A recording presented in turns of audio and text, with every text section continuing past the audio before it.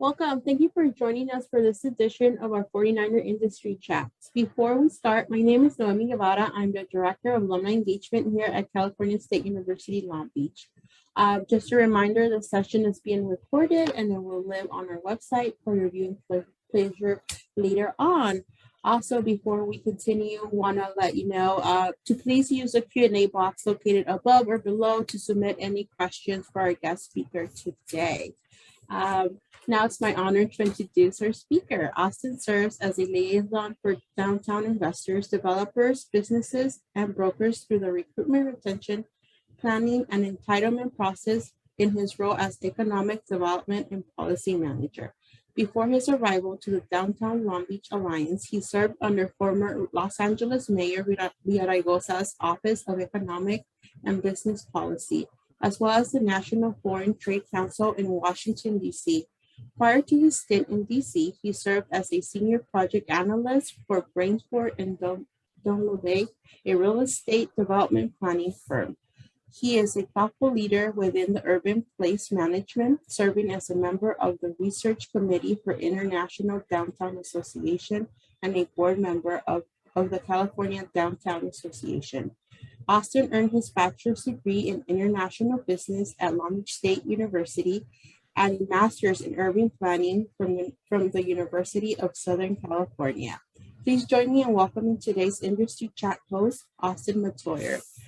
Thank you so much, Austin, for joining us today. Yeah, thank you for having me. It's great to be here. Wonderful. So before we start and dive more into your topic, I wanted to start from the beginning. What was your path like, coming to Long Beach State? Why did you choose to go to Long Beach State? Yeah, so I'm a local kid. I went to Long Beach Poly High School, so I always knew about Cal State Long Beach. I actually went to 49er camp as a kid and did the sports during the summer. So I was always on campus every summer in elementary school and kind of growing up.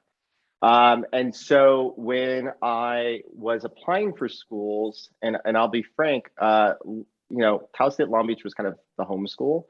So it was a school that I was going to attend if I couldn't attend a different school that may have been out of state. And so I'd applied to a couple of schools, one in Chicago, and then a couple up and down the coast.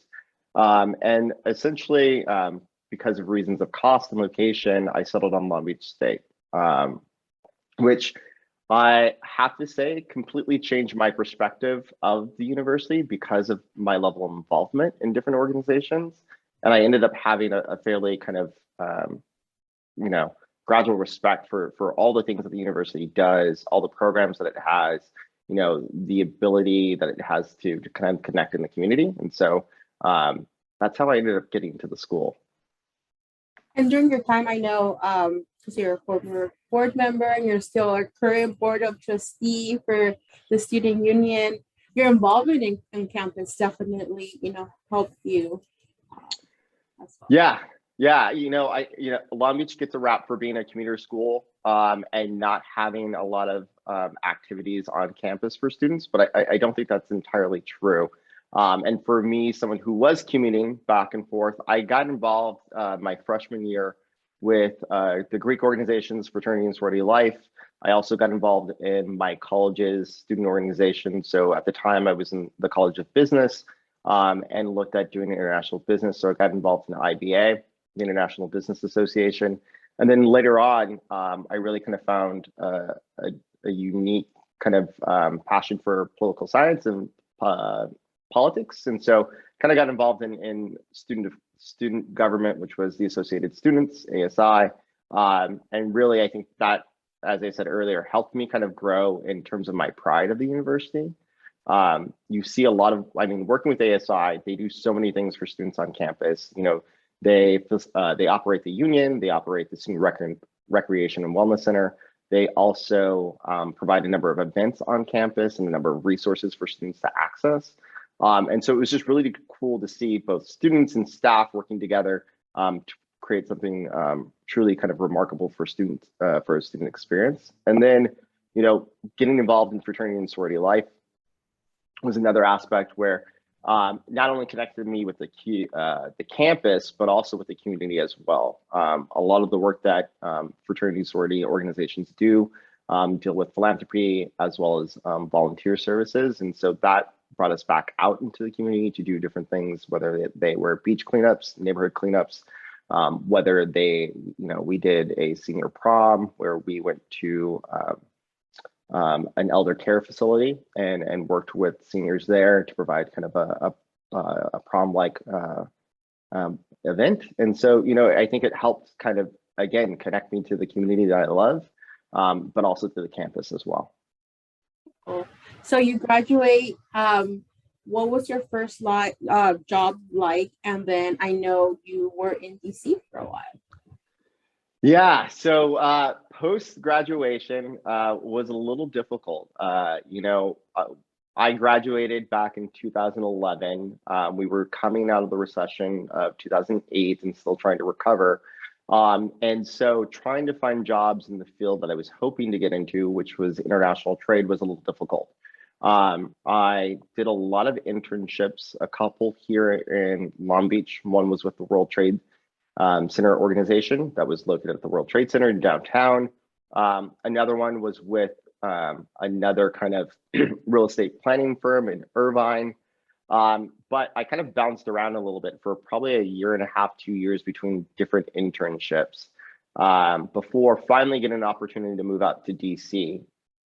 So in DC, I landed a job first with the National Foreign Trade Council, which was another kind of international trade organization focused on creating different access to different countries through various trade policy. And that was really kind of my main focus when I graduated, right? So my undergrad was in international business.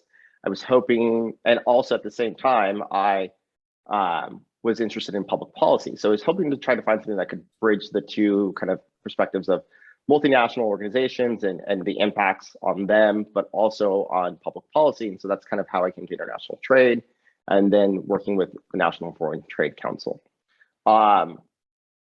That was kind of a short time frame. It was temporary, and so when that ended, I was looking for other jobs. And so I eventually ended up working with Brailsford Dunlavey, which was the real estate planning firm. That firm had offices here in California, but also in DC and across the country. And they worked a lot with universities and colleges across the country on various facilities. So it could have been student housing, it could have been academic facilities, various types of real estate assets, and we helped to plan those things. So that was my time in DC, focused really on that. And then I would add that I would not have gotten that job without the relationships I had built back on campus. A mentor of mine had actually kind of referred me to the company and helped me to at least get my foot in the door to do the interview and kind of solidify. So one thing I would say right now is to make sure that you look at connections and networking and making sure that you put yourself out there, because you never know. Yeah, and building that relationship. Like, I have a question: do you have a mentor or a favorite professor that offered advice while you were a student, or maybe post? Yeah, Dave Edwards. He's no longer on the campus. He's now at Fullerton, but at the time he was the associate executive director for the University Student or for ASI, and the executive director for the University Student Union. And he was the one who actually recommended me for that job that was out in DC. He was someone that I kind of turned to when I had questions regarding academics or just kind of career advice, and even life advice. And even now, I still kind of reach out to him if I have questions, and grabbing dinner or whatever it may be, just kind of catching up and seeing how things are going. But I think it's really important to find someone who is invested in your own personal growth just as much as you are. And when you can find that person, it really kind of helps to guide you through life. So now you're back in California and you're with the Downtown Long Beach Alliance. Can you share with us, your role and maybe a little bit about their mission, and what does your day-to-day look like right now? Yeah, so I always figured my time in DC wouldn't be forever. And like I said before, Long Beach was home. So when I had the opportunity to come back to California, I made the choice to try to find jobs here in Long Beach. And at the time, the Downtown Long Beach Alliance was hiring for a research role, a research analyst role. And one thing that I had kind of learned with my experience at Brailsford Dunlavey is, it's really great to write these reports and these planning documents, strategic plans, university master plans, but oftentimes, you wouldn't have someone act upon it. They could go on a shelf and they could sit there for a number of years and you would never see, kind of, if you're saying, let's build out the university to look like this, or let's build a new housing here for students, it may never happen. Or if it does happen, it may happen 5 to 6 years and you may be in a different spot. And so when I came back to Long Beach and I was looking at the Downtown Long Beach Alliance and at the position, I saw an opportunity to have kind of real world impact and to really see the change happen around me. Downtown Long Beach, when I was a kid, for the most part, I only really went to the main library, where Lincoln Park was in the main library, but didn't go too much further beyond that, maybe Shoreline Village. And so I always knew there was something I wanted to see. I wanted to help it grow, right? I wanted to see it grow in a positive direction. And so this was a real opportunity for me to have a direct impact on my community. So I applied and I got the position there.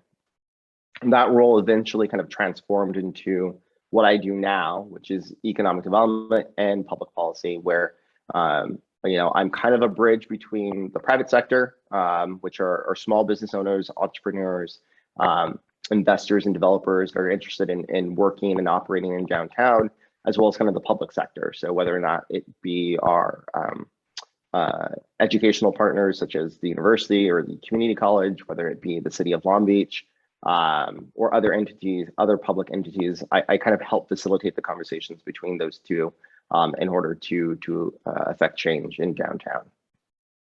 And then, oh, sorry. No, go ahead, continue. Sorry. Yeah. So you asked about the day-to-day. There are some routine things, but for the most part, it really kind of changes. Like I said, I am working with anywhere from personal care service type businesses, salon owners, hair salon owners, tattoo artists, to folks who are creating apps for delivering gas, or how you could do secret shopping, to those that are kind of doing retail, right? And so all their challenges are unique, and so it's trying to figure out the resources to provide them that can help them be successful. And then it's finding the partners, right? Like I work with a lot of private sector partners who provide entrepreneurial educational services. We work with the university on those programs as well. So it changes depending on what the need of the businesses we're working with are. Wonderful.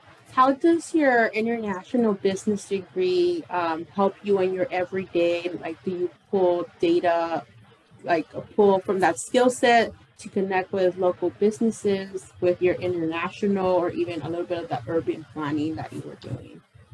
Yeah, so what I do now is very different than what I went to school for. And the question does come up, how does international business kind of relate to kind of, local urban planning, economic development work? And so the way I like to tell it is I, in undergrad, realized that I had a passion. Because of my studies, I understood what it took to operate a business, from accounting to management, to marketing, HR practices. These are things that you learn as a business major, regardless of whether it's international or business management, but you learn like the typical operations.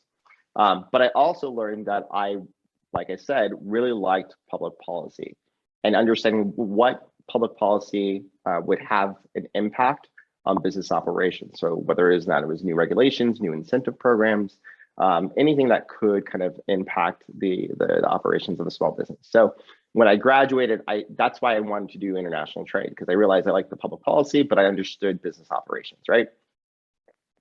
But when I transitioned to Brailsford Dunlavey and started doing some real estate development work and looking at how, the town gown, kind of the university and the city relationship is an economic development factor, I started realizing, okay, it doesn't need to be international. It could be on a local level. How do we look at it in that respect? And so when I finally made my way back to downtown Long Beach, downtown Long Beach, it all kind of flowed into one, right? I was able to realize, okay, I'm working with small business owners. I am working with elected officials and city leaders and policymakers who may develop regulations and incentives and other policies that have an impact. How can I help guide that? How can I work with these business owners to provide incentives? And then at the same time, understanding real estate development through my previous job, working with developers, I was able to at least understand kind of where they're coming from when it comes to finding property to develop, kind of the financials that go into it, all those kind of factors that are kind of behind the curtain when it comes to building a 12-story residential housing complex, right? So it all kind of blended into where I am now, although it seemed a little confusing at the time. Like it didn't seem like it flowed, but it did ultimately flow. You understand that shared language between public and the private sector, for the various projects, and just how both see it through different lens. Like you're that connector for both. Yeah, and not even just in my role, but I think business improvement districts, that's what the DLBA is. Well, we're a nonprofit that oversees 2 business improvement districts in downtown. There are 9 business improvement districts throughout the city, and they all have different charges, and they all kind of oversee different areas. But they are probably, one of a handful of organizations that are in that middle space. They have to understand the language of small business owners and entrepreneurs, the private sector, right, in order to communicate the needs and the challenges that they're facing with the public sector, and vice versa. They have to be able to communicate and understand what is coming out of the public sector that may impact the private sector, and get that information out to them, help them navigate that process. And that's really kind of what we do at DLBA, and what other business improvement districts in, Bixby Knolls or 4th Street and Retro Row, as well as, Belmont Shore, Uptown and Midtown. All those organizations, all their staff are really, this kind of middle ground or bridge between those two entities, those 2 sectors. So I have tons of questions. How do you navigate the balance between the business, for profit, and policy side of your role and make effective connections for your various constituents? Is that like a balance? Is that balance challenging? Yeah.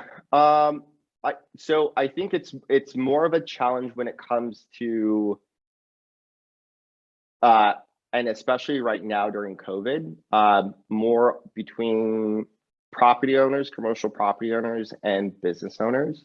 And I say that because, over the last 15 months that we've been living through this pandemic, you have certain policies that have come out either through the federal government, through the state, or through local government that has had an impact on both those sectors. And one really good example I can give you is the eviction moratorium, right? The eviction moratorium covers both commercial and residential. And so for business owners, it's been a bit of a lifeline because they haven't had to worry about trying to cover that rent as long as the moratorium is in place. But on the other side, you have the commercial property owner who hasn't been receiving rent and still has to get that, who still has a mortgage, still has to pay that back, still has investors, right? And so for us, it's trying to figure out how we balance the 2 of those who are both stakeholders for our downtown. All the commercial office owners, all the commercial residential and retail property owners, but then also the businesses, the small mom and pops who've been there for, I've had business owners be there for 11 years to 26 years to even in the last 2 years. But how do you try to balance those 2 needs? And I think that has been a bit of a juggle in the last 15 months. But it is trying to be as transparent as possible with both sides, and trying to advocate on behalf of both of them when resources become available.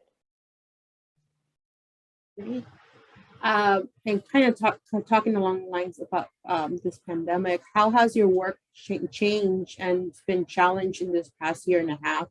How would you advise graduating students to prepare to enter this field possibly? And what skills do you think someone might need to thrive in a similar role as yours? Yeah, so whether or not it's in politics or whether or not it's in just kind of helping businesses grow, it's all about kind of the personal connection and being able to meet with people, whether or not it's in a meeting or at a mixer or, just walking around your community and talking with them face to face. And I think having Zoom meetings and Zoom mixers and Zoom conferences have made things a little difficult because sometimes it's just hard to understand, the lag in kind of our digital presence makes it difficult for us to kind of understand and communicate the way we would have normally done it. So I think that's something that has made it a little bit difficult in the work that we're doing. Whether or not it is speaking at city council or speaking with city officials and elected leaders, our opportunities are limited. They're mostly virtual rather than in person.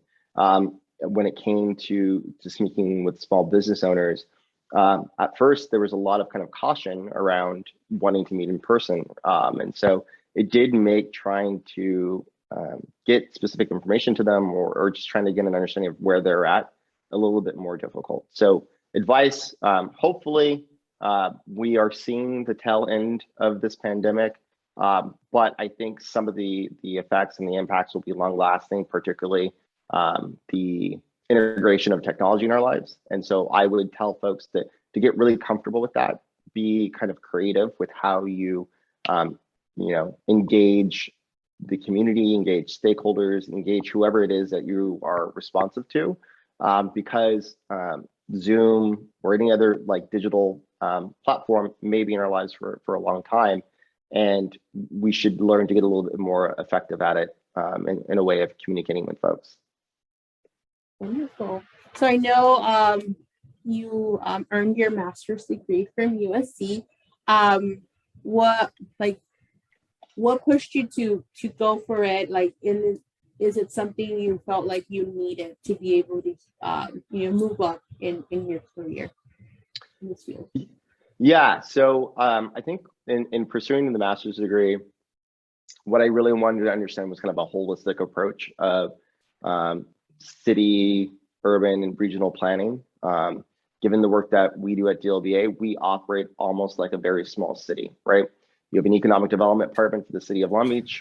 I and my partner are an economic development department for the Downtown Long Beach Alliance. We have a clean and safe team that does pressure washing, removes graffiti, and the city has their similar team. So we operate like a small city in downtown, and so that requires a lot of kind of foresight and planning. It's something that I wanted to make sure that I had an understanding of kind of the fundamentals when it comes to urban planning. And so that's one reason I pursued the degree, and just trying to get a little bit more foundational understanding, particularly because, as we've mentioned before, international business is a little different than what I'm doing now. So I wanted to make sure that I knew all of the components that could go into that, whether or not it be real estate development or whether or not it be city planning, and so forth.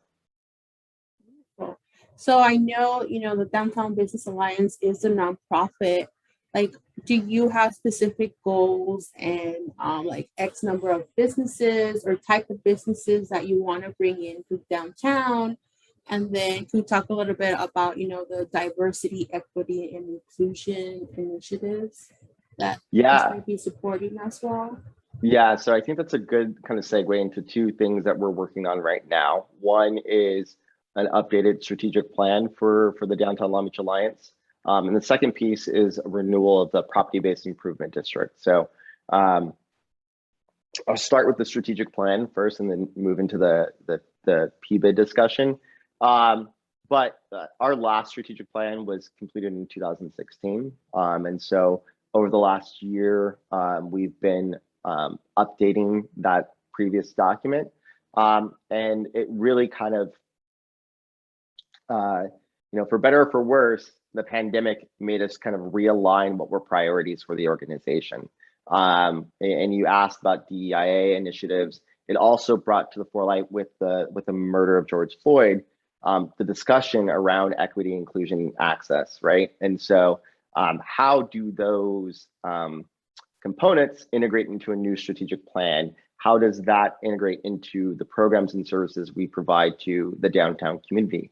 What is the impact that our organization has on the community that we may have not been looking at previously?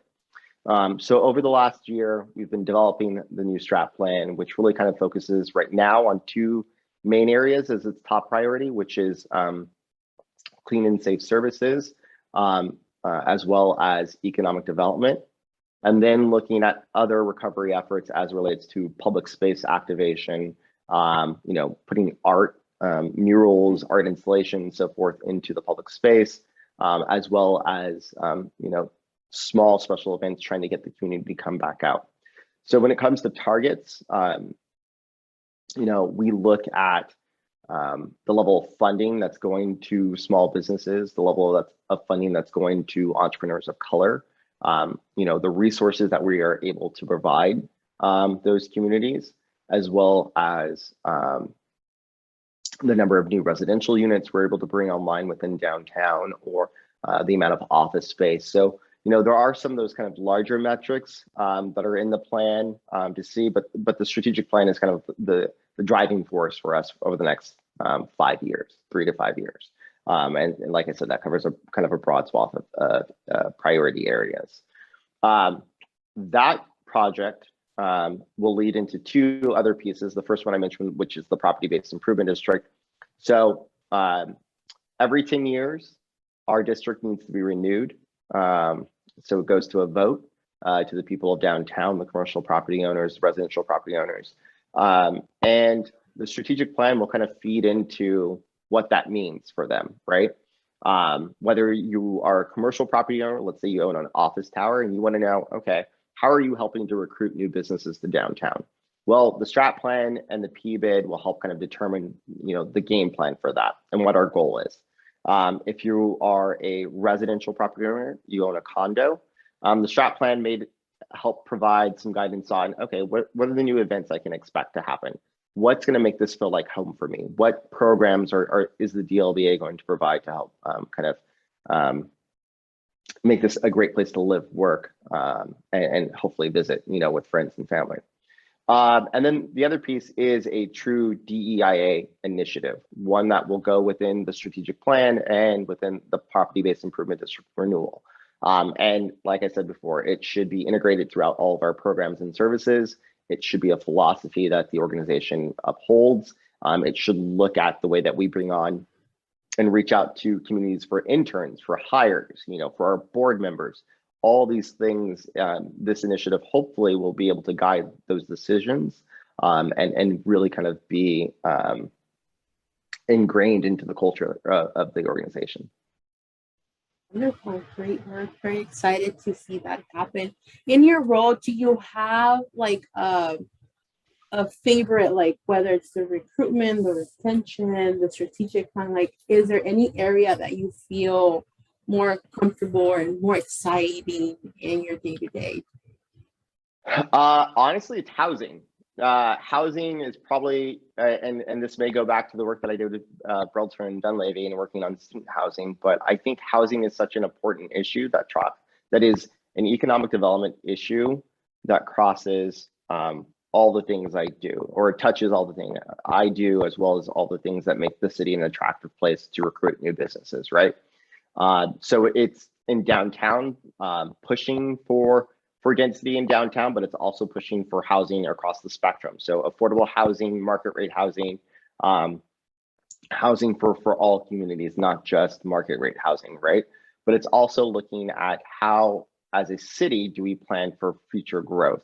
One thing that I have seen over the last 10 years since graduating from Cal State Long Beach is that, we have students, we have great programs that produce incredible students that could easily start working within the city, but the cost of housing is prohibitive, right? And a lot of folks either, move somewhere else priced where out. housing, exactly. And so for me, that's one area that I'm really passionate about, because I think it's important to try to keep folks who want to be here as long as possible, and that requires us to produce the amount of housing we need. But that also, like I said, on the flip side, helps to recruit new companies who want to locate here because they know there's an availability of housing, their workforce can live here, they can have families here. It becomes a real key driver. So that's one area that I'm passionate about, and I like when I get to kind of work on projects that look at that. Wonderful. How do you stay informed of the world? You know, what do you read every day or weekly to be fluent in your role? Because you're marrying that private and public sector. To identify also available resources that might be available to the business owners. Yeah, one good piece of advice I learned in my first internship is, probably spend the first hour, maybe the first hour and a half of your day just reading different mediums, whether it be, different news articles or different publications that affect or impact or relate to the industry or business you're in, right? And so one thing that I did when I was at the National Foreign Trade Council is I would read congressional research reports a lot about trade, like at least once a day, just trying to get a better understanding of it. And now that I'm here at DLBA, Washington Post, LA Times, Long Beach Post, Press Telegram, I want to know what's happening in kind of the local economy, but also kind of nationally. And then, what's going on in my industry, right? So business improvement districts and the organizations that run them is a relatively new industry within the states. There have been bids internationally for a lot longer, but in the states and in California, it's a relatively new phenomenon. So being able to read other literature or research about bids, what other bids are doing in their communities, those are other programs or other resources that I try to read on a daily basis, or at least a weekly basis, to get an understanding of what programs they're doing, especially now during COVID. People have had to react so quickly to the changing landscape and develop new programs, or even look at old programs and probably reshape them so that they could address the need of their communities. So it's really interesting to see, what someone out in downtown Tampa is doing versus someone who is in Baltimore or somebody out in Minneapolis, right? What their organizations are doing for their communities. And then how can we bring something similar to downtown Long Beach? That's going to be my next question. Like, are you part of any national associations that are sharing best practices? And then do you recommend our students or our recent alums to look into that, Yeah, so for our industry, we have two. We have the International Downtown Association, which is kind of our national, but also oversees the other, it's our national organization, but oversees the other international programs as well. And then we have our state program or our state organization, which is the California Downtown Association. And I stay pretty active in both of those in order to kind of learn some of those best practices, to speak with my colleagues across the country and across the state. And also when it comes to, priorities, advocacy priorities for our industry, it's a good way for us to kind of be on the same page and push for that, right? So if there is something that is of a national or state level organization to be a part of, I would encourage students and recent alum and even older alum to consider that, whatever it may be for their industry. I think on campus, we have some pretty good student-run organizations that feed into the larger ones. I know AMA, American Marketing Association, is on campus under the College of Business, which there is a national organization, is a good one to look at. If you're a planner, looking at the American Planning Association would be another one to look at. So there are a lot of different organizations that I would encourage folks to get involved in, especially if you're looking to grow your career and looking at different opportunities for your career. But then outside of that, I would look at, some of the community focused organizations, right? Long Beach has a number of them that I think would be a good idea for students and alum to get involved in, whether or not it is getting back with the alumni council that has come on, right, for the university, whether or not it's looking at Rotary or some of these other programs and community groups that are in the city. They not only career-wise will help you, but also in terms of, again, instilling this pride in where you live, because it's something that you're able to give back to and something you're able to see a direct result. I would encourage folks to look at that as well. Right.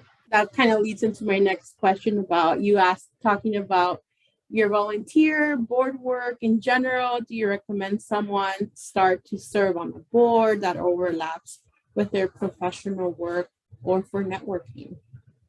Yeah. One bit of advice I was given is that, from someone who's on a board, is that we are not going to be here forever, right?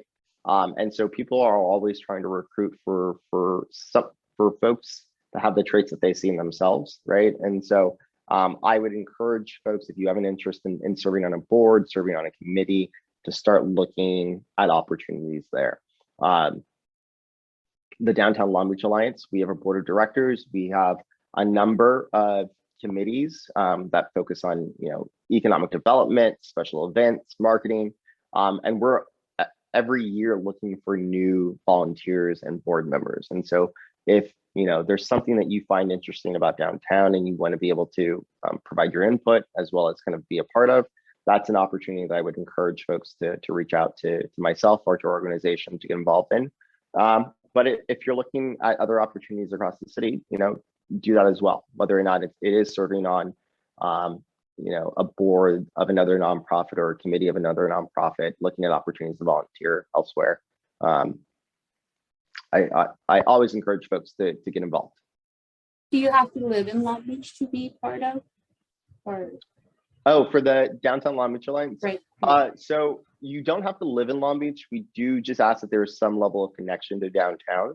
So if you work in downtown, but let's say you live in LA or live in Orange County, if you have a business that's there, or if you put on events in downtown, there's just some level of connection to downtown. That's what we're looking for folks that are on committees. But even for just general volunteer opportunities, you don't need to be, you don't need to live or work in downtown. We, during a normal year, would be putting on special events. So that's another good opportunity if you're a student that's in, say, the rec program or looking at event production. That's a good opportunity to get that kind of experience. We do Taste of Downtown, we do New Year's Eve, and so we're always looking for volunteers to kind of help out there. And so that's another opportunity. Cool. So you're very well versed and a strong speaker. How did you develop that skill early on in your career?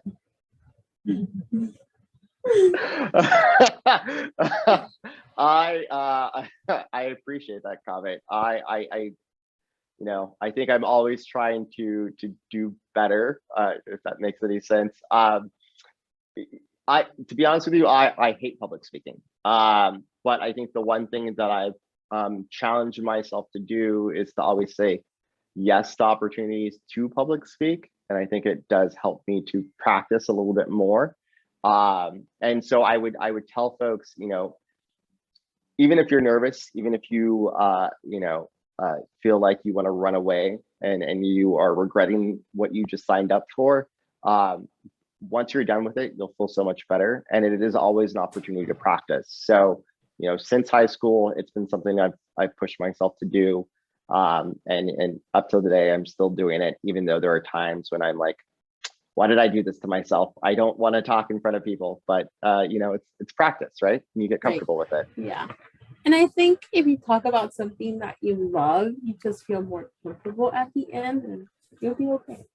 Yeah, no, exactly. You always kind of find something that you have a passion for, you're knowledgeable about, and it makes the dialogue a lot easier to do.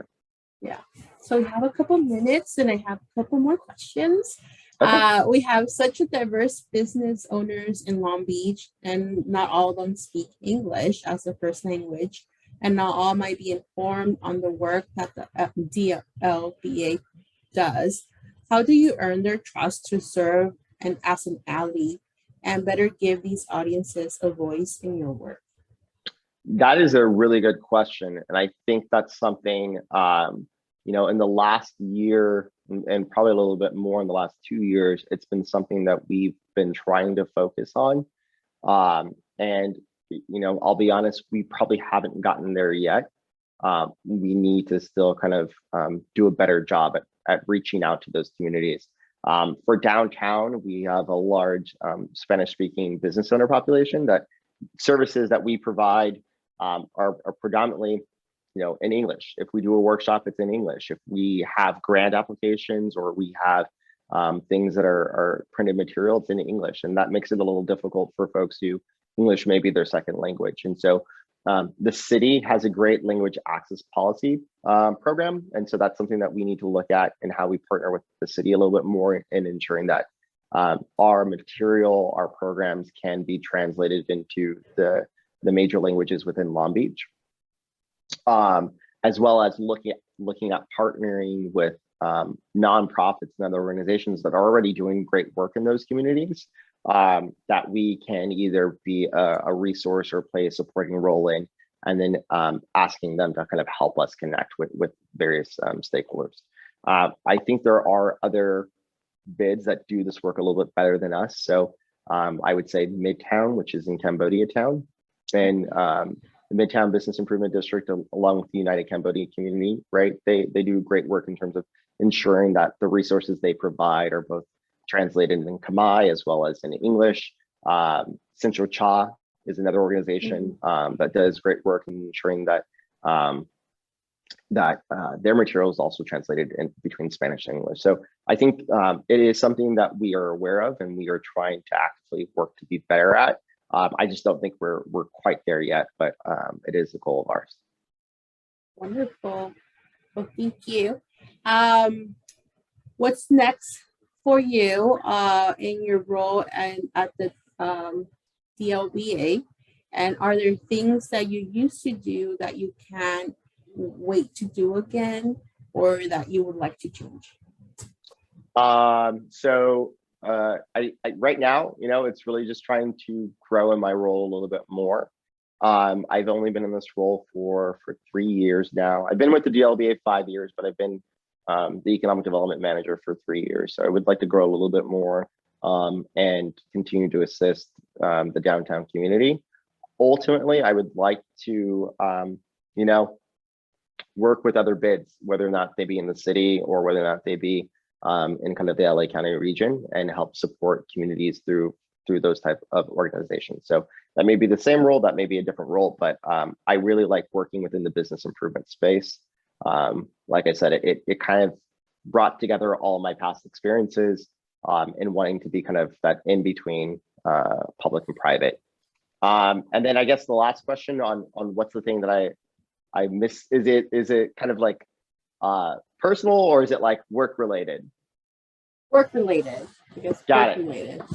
So, I said I hated public speaking, but I do like parties. So one thing that we used to do quite a bit as a way of, getting people to come out to downtown and visit the space was hosting mixers, right? So whether or not it was a way to invite potential developer investors to downtown to see what's happening, or a way to connect business owners with other business owners. We used to do in-person mixers, networking events that we stopped doing since the pandemic started. And hopefully, given the trend signs with regards to cases and death, we can start bringing those programs back. It is something I'm hoping for 2022. With the Long Beach Grand Prix coming up again back in April, we used to do a mixer and we'd invite folks out too. We used to do a summer mixer.